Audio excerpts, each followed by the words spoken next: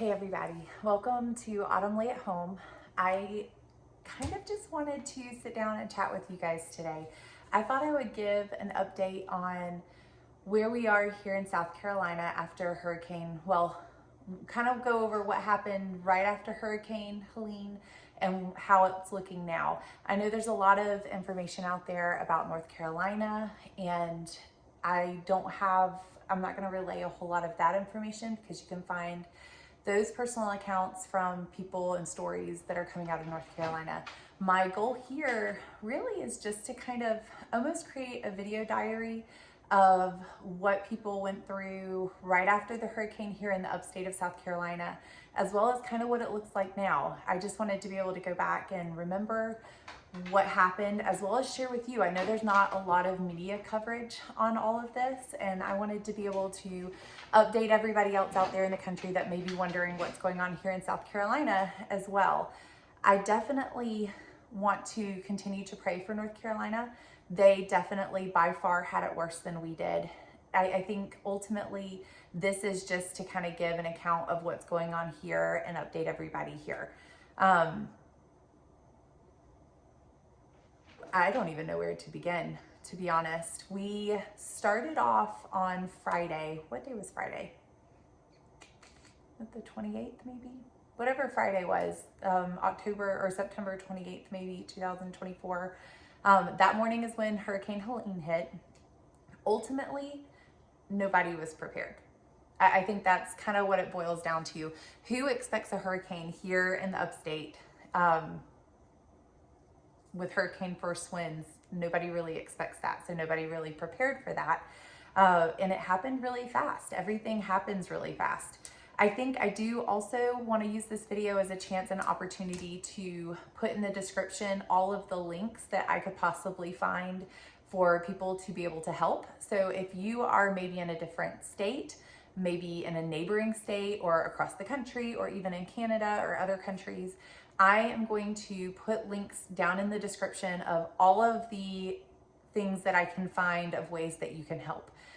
There are many more, so if you know of a way that people can help and you want to put that in the comments below, please do that. It gives people opportunity, another way to put all of the things in one spot that people can look through. Now, do your homework. Look into whichever link you feel led to donate to or give to. That's totally up to you. I'm going to let you do your own homework. I'm just going to put all the different links down there and you can look into each one. I know there's a few backpacking mules that are going up into North Carolina. Most of the help, I think, is heading to North Carolina at this point. South Carolina is starting to come back around, and I will get to all of that soon. Most of what you're going to see that is help-wise is mainly geared towards North Carolina, because that's where the greatest need is. I will go over things that are happening here. There are needs here. However, I think, one of the huge blessings that I am so thankful for is that I see God's people moving. Here in the upstate of South Carolina, I would say that the community, even in North Carolina, Tennessee, all of the above, the community has really rallied. The community has come together. The churches in the area, the body of Christ is all working together to make sure the neighbors are taken care of to the best of their abilities and their knowledge. Obviously, if they're unaware of somebody that needs help, then they're going to do their best to find those that need the help. Right now, I think that the upstate is starting to get back on their feet. Today is October 1st, 2024. Is it the 1st? No, excuse me. Today is October 2nd, 2024. So we are Friday, Saturday, Sunday, Monday, Tuesday, Wednesday. We are 6 days post hurricane. And when I say that it's crazy, it's just crazy. I think a lot of people are still kind of in shock of what they went through and what happened. So here's where it started, and I will go to where we are now. Where it started was Thursday, the night before we were having the hurricane hit us the next morning. The Thursday before, which I believe was September 27th. I need to look at a calendar. Here, let me look. Okay, so I had my dates off a little bit. So September 27th is the Friday that the hurricane hit. see, all the days are running together. Thursday, September 26th. Yep. September 26th on Thursday. All of the people in the upstate of South Carolina, they were going to bed, going about their day. We knew that the big storm was coming, so a lot of people grabbed random stuff. And I think I can pretty much speak for most people that we were not expecting what came to happen.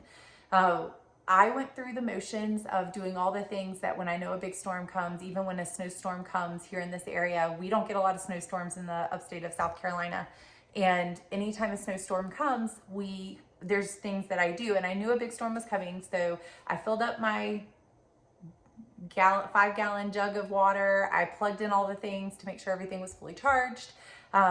We made sure that we had plenty of food, batteries, that sort of thing, which is very basic. And I would say most people didn't do that. When we went to bed, I went to bed at 11 o'clock that Thursday night, and the storm, the hurricane, we were told was going west, which meant that we would have gotten rain, we would have gotten storms, we would have gotten wind, but it wasn't going to be major. It was going to be strong winds, maybe a few trees down here and there, maybe lose power for a little bit, nothing huge that would have changed anything. So I went to bed at 11 o'clock. My husband happened to be on night shift and had to stay up that night and watched it as it veered east, which meant that the eye of the storm literally came up within like an hour, 45 minutes of us, which meant that we were on the upstate of South Carolina and North Carolina too, were on the right side of the storm, which are the strongest winds and the strongest rain. And so we got barreled. We got hit hard. And when we woke up the next morning, we had power all night. And by the time 6 o'clock rolled around 5 o'clock is when the winds started to pick up. It really wasn't bad Thursday. We had a little bit of rain, a little bit of cloudy, not bad at all. Friday, you could hear the wind start howling at about 5 o'clock. Everybody was kind of getting woken up by the wind in our house anyway. And 6 o'clock is when the power went out, and it just went downhill from there. Ultimately, that day we lost power, internet, and cell phone service. And then we started getting the SOS flash flood warnings. The 911 went down and wasn't working at all. The 911 service emergency line wasn't working. So with that being said, we lost contact. We ultimately had no clue what was going on in the outside world. Thankfully, again, with all of this being said, we were very blessed at our house. I want to be transparent with y'all. We got our power back within 30 hours, which was a huge blessing and completely different than almost everybody in the upstate of South Carolina. So we obviously then took measures to try to help those around us and try to help people in need if the best we could. But ultimately, everybody lost power. Everyone.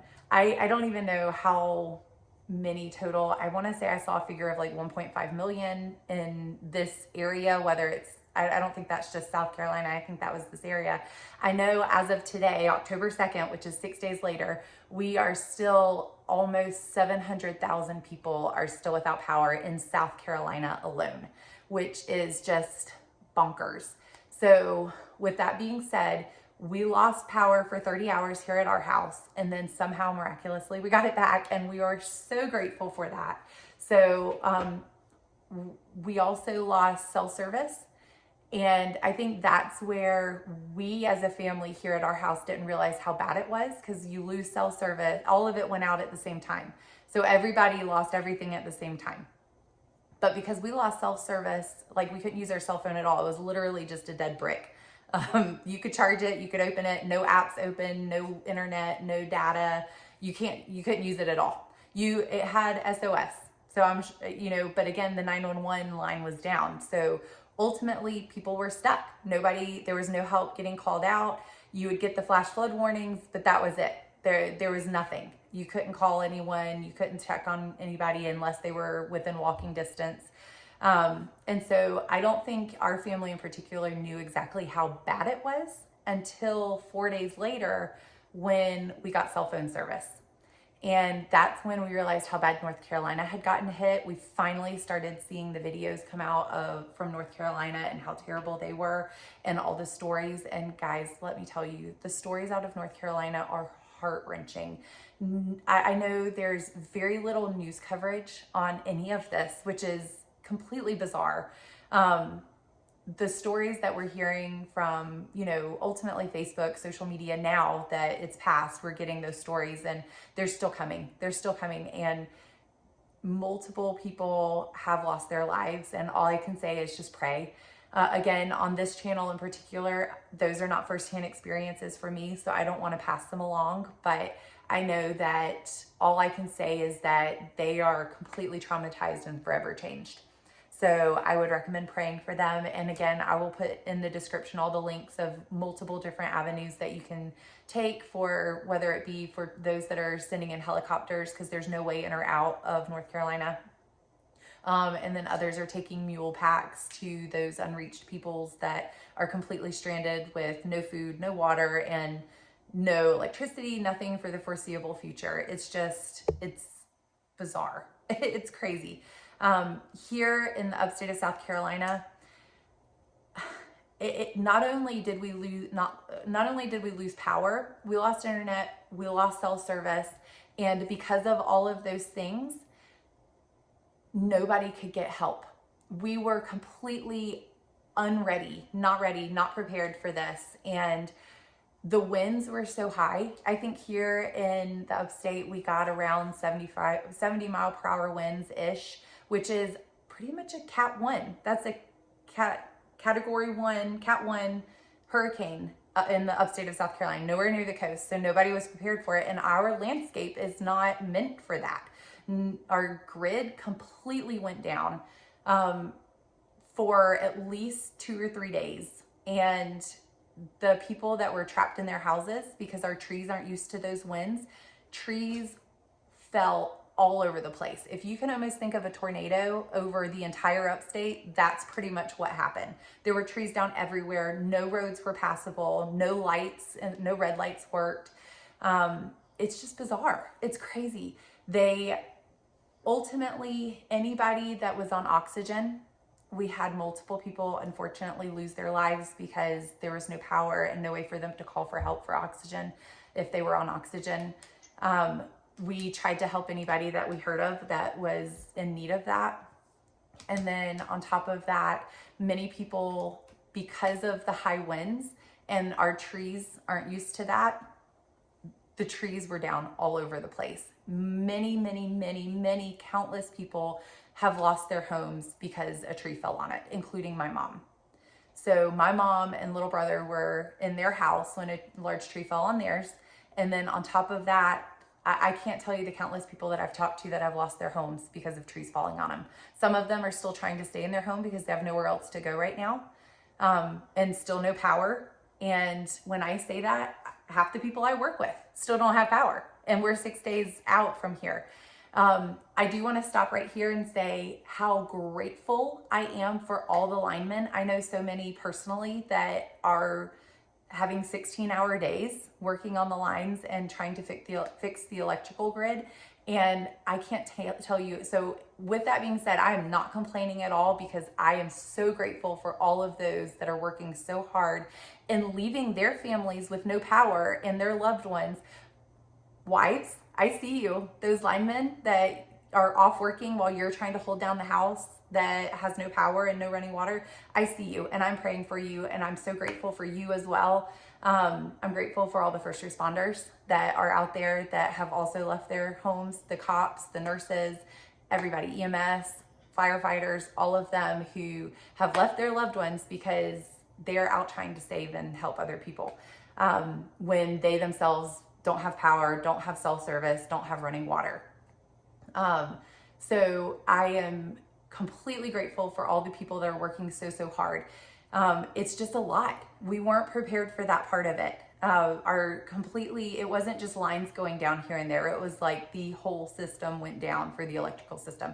I know that we have countless other linemen from other areas that have also come and brought relief and hopefully our guys that live in this area can start resting a little bit because of that relief and help. But I know they feel so personally connected to the community that they can't rest until they feel like it's fixed. So again, thank you from the bottom of our hearts. We're so grateful for you guys.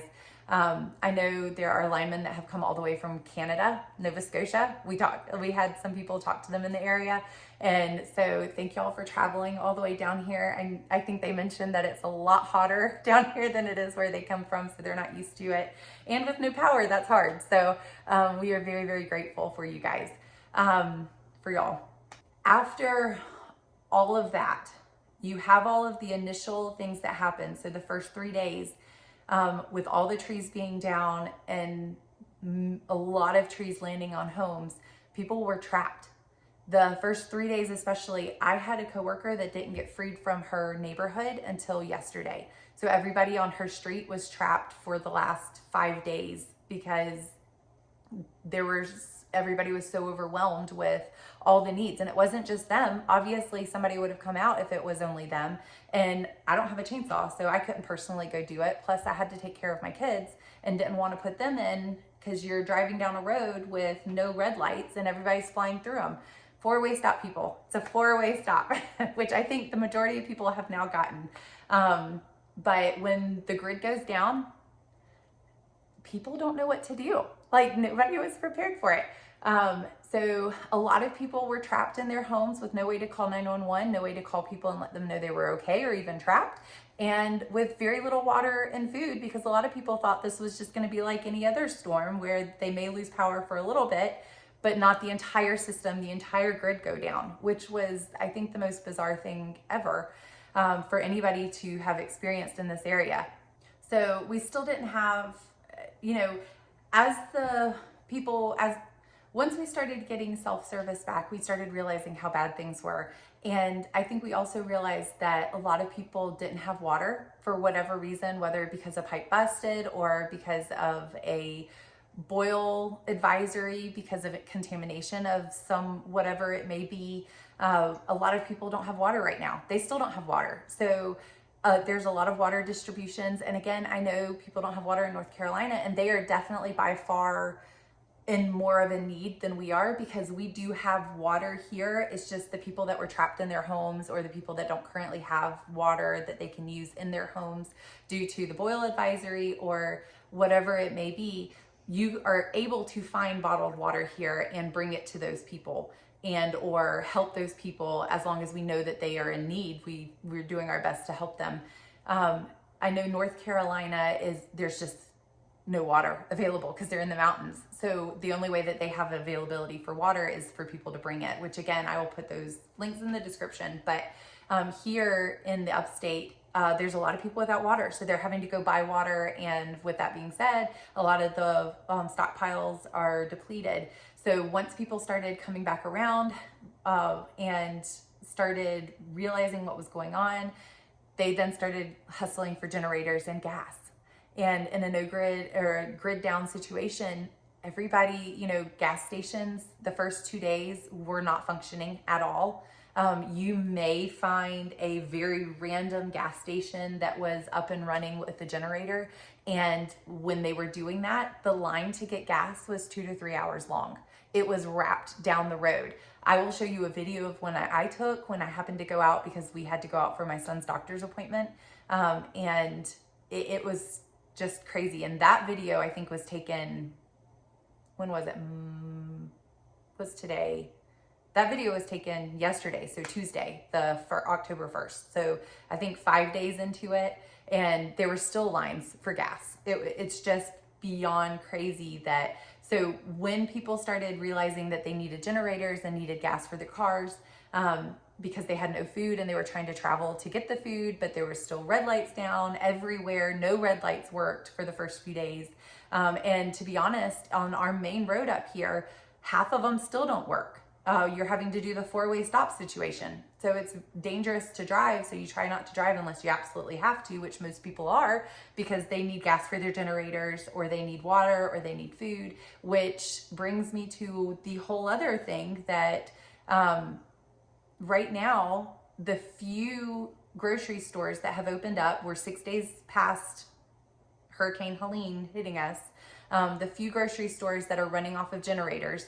I went to Sam's, again, had to go out yesterday for my son's doctor's appointment, and it was one that we couldn't reschedule. We needed to do it. So we went, and it was sketchy because you're driving through all these four-way stops that are supposed to be red lights, and most people understand that, but you still have the occasional person that doesn't care, that wants to fly through because they feel they have the right to do so. And I can tell you how, countless car wrecks have happened because of that since then, which is the least of our worries at this point because of everything else going on. But ultimately, we decided to stop at Sam's because we've been fine with food. We continue to be fine. Thankfully, I grew up, I was taught to have the prepared mindset of just be prepared for the unknown. And thankfully, we had stocked food that we've been sharing with others that are in need. And ultimately, that was a huge blessing, which I will go over. I think what I'm gonna do is create another video that goes over all of the prepared stuff, or I guess you could say prepper. I'm not a prepper, but being prepared is a general mindset that anybody should have. And I can tell you it saved my family this time. I'm beyond grateful that I had that mindset and that we did it.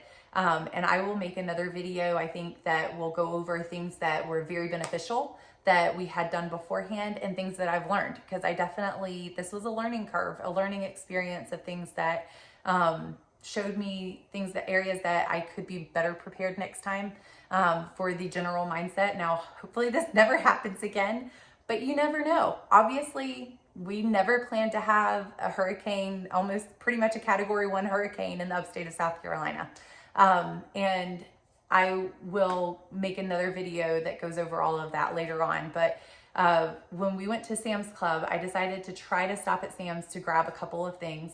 That was a mistake. I had all 4 of my kids with me, and I was by myself, and it was like Black Friday. It was crazy. So after about 3 days in of people having no power, everybody's food in their refrigerators completely went bad. Because most people, I would say the large majority of the people in the upstate don't have generators, including us. We don't have a generator. We've never had a need for a generator. And so nobody was able to keep their food. So they lost all of their food in their refrigerators and freezers. So unless they had things in their cabinets that they happened to be able to use that hopefully they had a way to heat up or open with a can opener that's not an electronic one, people were scrounging for food. So this particular Sam's happened to be up and open. The cafe was closed. All the extra tidbits of like people shopping for you and pulling up and putting it in your car, all the extra stuff was not functional, obviously. This particular Sam's was running off of an 18-wheeler generator. They had an 18-wheeler parked out front that was a generator and had opened the store that way. And the lines were crazy. The line was wrapped to the back of the building. I got quick video of it that I just happened to snap really quick. That was completely wrapped all the way to the back of the building. And I've heard that it's actually gotten worse today, that it was worse today, that it was wrapped through the store. People are just trying to find food for their family. And then on top of that, I hear that there's some sort of strike going on, which is causing people to be even more of a hurry to try to find stuff that they're afraid is going to be out of or be unavailable. So right now, all the Sam's in our area are, again, completely out of toilet paper. So we're back to that. But it just blows my mind because we were walking through, we were already in there. I was going to look to see what they had. We walked through the freezer section. Obviously, absolutely they had a couple of freezer items, and they did have one freezer open door section that had stuff in it. To be honest, I didn't go look because I didn't want to have to wait in that line. And they did have food, so don't get me wrong. There is food available. It just may not be what you prefer, or it may be the bottom of the barrel type options. So in this area, in the upstate, we do have food available. It just may not be your first pick, but that's fine. We are completely blessed that we have food. We're starting to get our electricity back. A lot of people, I would say it's about half and half right now. Half people saying they have it, half don't. But still, that's a large number of people. Most of the people near the main city centers in the upstate have started getting power back. But any of the outside counties that are not near a main city, they are being told they may not get it back until early next week at the earliest. And we still don't even have internet. We thought we got it back I think we got it back for maybe like 8 hours, and then it went out again. So we don't have internet at all right now, which again, least of our concern. I'm not concerned about that at all. I'm just thankful that we have power. We've been trying to cook dinners for other people to take them, and help others. But ultimately, Sam's Club, Costco, the grocery stores, I went by Dollar General, and I took a quick clip of that as well. I went to Dollar General. Again, none of the freezer stuff, because all the food had gone bad. They had cleared it out, whether it had gone bad or it had been picked through.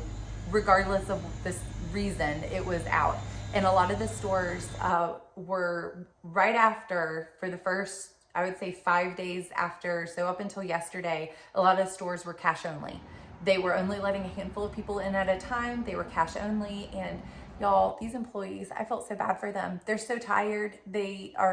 People are grumpy when they don't have food and water or electricity. People get grumpy. It gets feisty. It gets heated. I would say the majority, I have not seen it that way. We are very blessed in this community in particular. I've seen most people being understanding and trying to help their neighbor and help each other.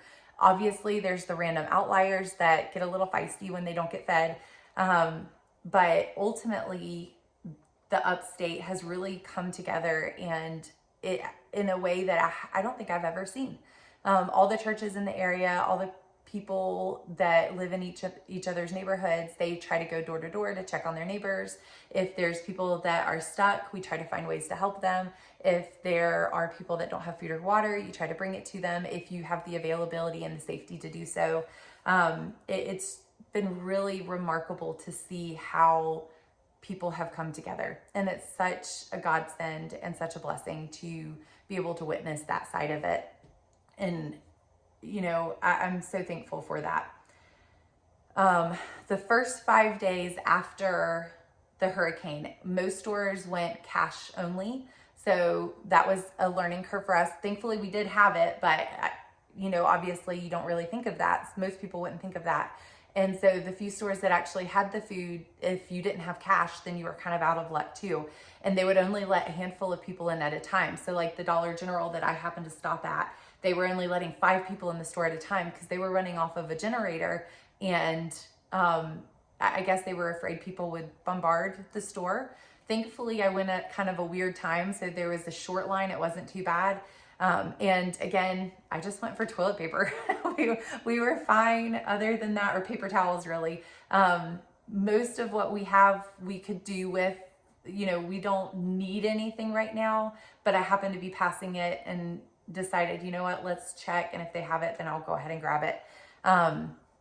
Schools completely closed since Friday. One of the schools in the area, some of the schools in the area closed Thursday and have been closed since, and have pretty much given a we'll let you know situation. So most schools, I know a couple in the area, one of my son's schools, they had like 20 trees down across the campus and across the buildings. Obviously no power, no internet. Some of them don't have running water. A lot of the schools just don't really know when. I think they're guessing that we may be back in school at the beginning of next week, but that's over a week that the kids have been out of school. And not that they're complaining about it, but at first they sent home stuff to prepare, saying, all right, we're going to have an e-learning day because the buses can't be on the road with gusts. And we're like, okay, that's fine. Well, you can't do e-learning when you don't have internet. So a lot of the schools came back and said, don't worry about any of it. Bless them, because not only did they say don't worry about any of it, but again, the school districts in the area have opened up certain locations at certain schools for free food for anybody who doesn't have food. And I don't even think you have to be a student or a family or an employee or faculty or any of those. I think it's really for whoever needs the food in the area. They are trying to feed the people in the area that don't have food, which is, it's crazy, but it's a lot. It's a lot of people. I feel so much for the people in this area because they lost all their food in the refrigerator and freezer, and whatever canned goods or foods that they happen to have before the storm hit in their cabinets, they've probably eaten through at this point, because we're going on day 7 here. Tomorrow will be day 7, and a lot of people don't have food anymore. So I know there are churches in the area also helping people in the area. But most help that you see is going towards North Carolina because they are completely devastated and almost in much more dire of a need at the moment. But just know that, you know, here, it's not good. It's not pretty. I think everybody is just almost in shock that this even happened, that we weren't prepared. Nobody was prepared. I think right now we are currently total, this is total, and this was the last number I saw, but I'm also hearing really devastating things from North Carolina that I'm sure is going to raise this. And unfortunately, we have people in our area that we're discovering that unfortunately didn't make it either, that just had no opportunity to call. So a lot of wellness checks and visits. But I believe so far, the death toll is above 170 for this hurricane in general. I know those that have lived in South Carolina in the 80s, late 80s, I think it was, Hurricane Hugo came and hit the coast and hit Charleston, and that was devastating. So as of right now, the death toll for Hurricane Helene inland has surpassed the death toll for Hurricane Hugo. And it's just devastating. I can't impress enough how weird it is to be in a grid down situation, which is what we had for the first few days. Again, my family in particular was very blessed. I'm very grateful for that. So I have nothing to complain about, but it's why I also want to take this opportunity to document it, but also get the links out there for anybody who may have the opportunity to help people in North Carolina or people in this area. So I'm going to use that opportunity. I don't have internet right now, so as soon as I happen to get internet back, I will post this. I don't know when that will be. It could be tomorrow, it could be tonight, it could be a week from now. I'm not really sure, but as soon as that's the case, I will post this video with all the links I could possibly find in the description. If you know of any other help that is available, put it in the comments below, link it below. I think it's crazy that the media hasn't really been sharing it. I know the Weather Channel, I was able to see that they did have, the Weather Channel was showing some of it, some of the clips, some of the stories. So they are showing some of it, but this region, Tennessee, Western North Carolina, and the upstate of South Carolina, and Georgia and Florida have been ravaged, completely devastated. I'm grateful that our community in the upstate of South Carolina has pulled together and band together, and there are opportunities for places that you can clean your clothes, eat. I know a lot of places are giving out free meals. Those that got power quickly, like us, have been trying to help those that didn't. You know, all of the above. I know also neighbors helping neighbors, going to check on their elderly and finding ways that they could possibly find to try to help them in any way they possibly can. Meals, a lot of neighbors have started cooking meals together so that they can share the resources, but also just that camaraderie that uplifts you, because it's a mental game at this point. People that aren't used to living without power, which I know is totally a first world problem, it's mentally taxing. So they are tired. They're worried. I think it's more of the worry more than anything else of how are they going to feed their families, and how are they going to get water for their families to wash clothes, obviously drink, bathe, all of the above. And so now that South Carolina, the upstate, is starting to get back on their feet, I'm so grateful for that, because it's been hard to see the families hurting from this, and hard to see people losing their lives over not being able to plug in their oxygen equipment or have oxygen for their medical equipment or any other medical equipment for that, or just being stuck in their house under a tree that either their house collapsed because of the tree fell, and calling out for help and nobody being able to get to them or even hear them, or them being able to call out for help themselves. I'm grateful again for all of the first responders and the linemen. I do want to take this time to say how good God is, that he is, you know, he's been in all of this. He's with everybody. And I think he gives you that strength that can't come from anywhere else. And if you're out there and you're seeing this video and you're either heartbroken or you're devastated because you're going through it yourself, just know he's with you. He hasn't left you. And it's, you know, seeing the little blessings among all of the chaos and the hurt is just inspiring and humbling. So thank you for joining me on this video. Please continue to pray for all the families in all the states affected by this, not just in the upstate of South Carolina, obviously Tennessee and North Carolina too. Pray for them. Pray that the needs are met. Pray that they still are able to find people alive, because that is, so far, unfortunately, there's still over 500 missing. But I think that's it.